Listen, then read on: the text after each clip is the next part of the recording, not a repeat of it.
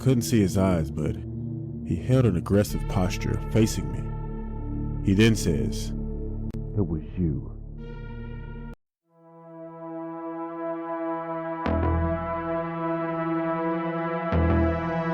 Nightmare Files.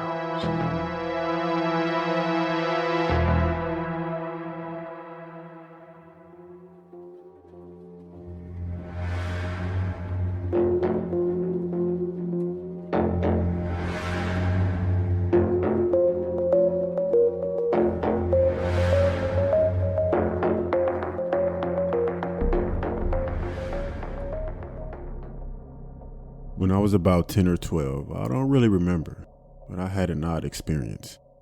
At the time, I was sharing a room with my sister. We had lofted beds, and I slept on the top bunk. We had this stereo. When you would press the button and turn it on, it would click and a red light would come on. Our beds were on one side of the room, and the stereo was on a desk on the opposite side. One night I was woken up by the click sound that the stereo makes when the power button is pressed. I recognized the sound and I sat up in bed. I looked over at the stereo and the light was actually on. I look over at my sister and she is fast asleep. Her bed is under mine but perpendicular, so I could see the top half of her from my bed. The stereo is playing with the white noise sound. Suddenly I can hear someone saying, "Away," coming from the stereo. Just one word, "away." First it starts off soft and gradually gets louder until it becomes a yell. "Away, away, away." It took about 10 to 15 seconds probably to build up to that yell, and then it died back down to a whisper. I thought this was a dream. I was frozen out of fear, and I thought this had to be my imagination, and I tried telling myself that during the whole time. I had almost convinced myself of it until it stopped. After the voice died away, the stereo went back to static. Then I heard the familiar click, and the light turned off. I was positive I wasn't dreaming the ending click. I stared at the stereo for a few more moments, and I was too freaked out to move. I looked back at my sister, and I saw that she was still asleep, and finally I laid back in bed, covered myself in my sheets, and I willed myself back to sleep. I consider myself a rational person, but I had no rational explanation for this. This is the freakiest shit that has ever happened to me.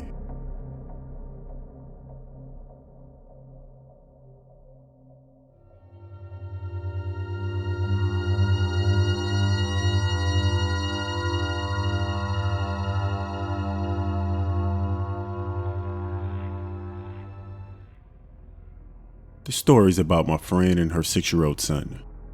One day, she brought a new phone. When she came home from work, she started cooking dinner and left her phone down on the kitchen table. Her son came into the kitchen and saw the phone. He asked his mother if he could play with it, and she actually told him yeah, as long as he did not call anyone or delete any text messages. So of course, the boy agreed and went off to his bedroom, well actually his mother's bedroom, to play with the phone. Around 10 p.m. that night, she went upstairs to tuck him in, and she found him fast asleep on the bed. The new phone was lying on the ground beside the bed. She picked it up and began browsing through the settings to make sure he had not deleted anything. She noticed some minor changes. He had changed the theme, the background, and had given her a new ringtone. She noticed that he had taken some pictures with the phone. She opened the images folder and browsed through the phone. How cute, she thought. He had been taking selfies. Then she came across the last photo in the folder. When she first saw it, she couldn't quite believe it. Were her eyes playing tricks on her? It was a photograph of her son lying asleep on her bed. But the disturbing thing was that there was someone lurking in the far left corner of the picture. It seemed to show the left side of a creepy old woman's face. Until this day, her son could never answer the question about who that woman was and how she got in there.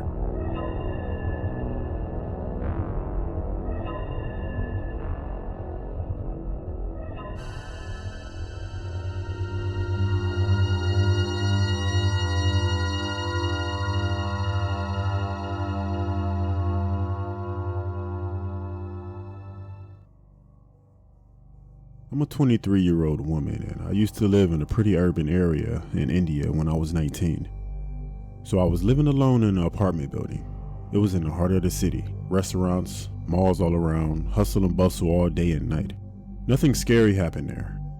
It was so alive that my room would still be lit at night with all my lights off. I've always slept with my curtains closed and my nightlight on. It was chilly that night, so I was using a very thin bed sheet like blanket to keep me warm. So I dozed off pretty quickly. I woke up sometime in the middle of the night. I had a king-size bed and I was sleeping near the edge facing my right.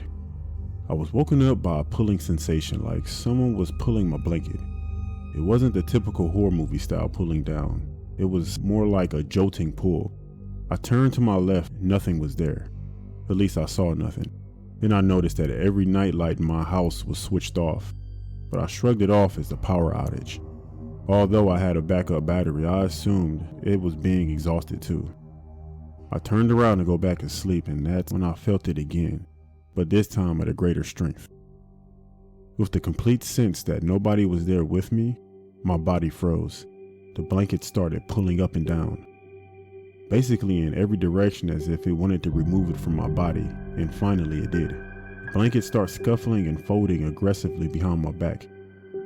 That's it. No grunting, humming, mumbling, or even creaking of my bed due to such chaotic activity. Just aggressive scuffling of the blanket in the dead silence of the night. It was very close to me as I could feel the air from the blanket movement on the back of my neck. My heart started jumping out of my chest, and I started crying, and then I fainted from all the fear. I woke up the next morning on the same side of the bed, in the same position. My blanket was thrown all the way to the other side of the bed. I looked into the mirror and I saw rashes around my neck due to the blanket pulling and rubbing. I must admit I still lived there for a couple more weeks, and then I moved out. But thinking about that night, it keeps me awake all night. To this day, I can't sleep looking at mirrors. I can barely sleep by myself. I've got a dog since then and it sleeps with me.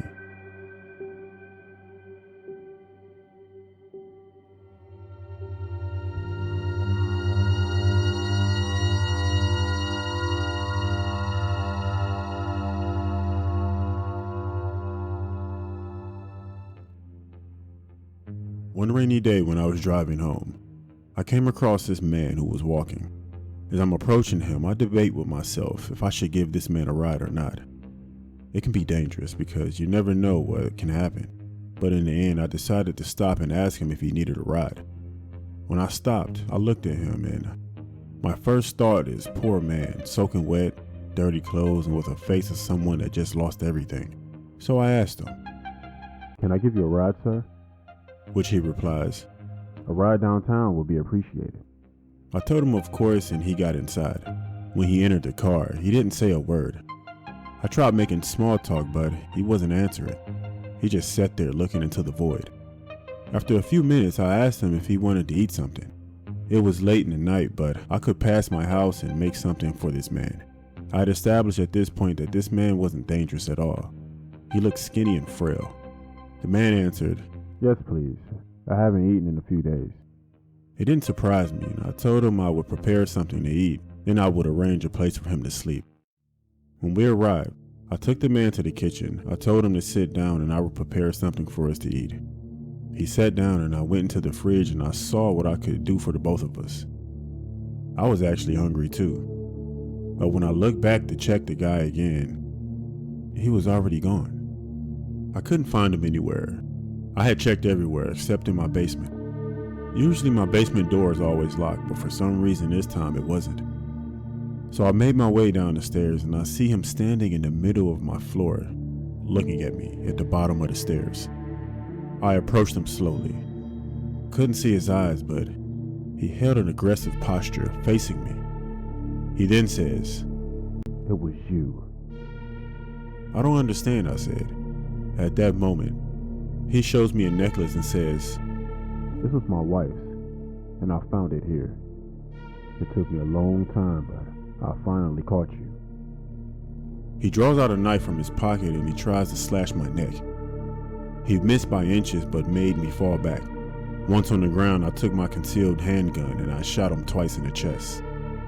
He fell to the ground. I got up and I shot him one more time just to make sure. And then I tell myself, I need to be more careful.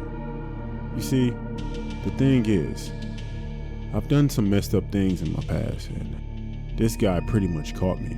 I guess I robbed his wife or something, but I couldn't let that situation unfold. I'm not going back to jail.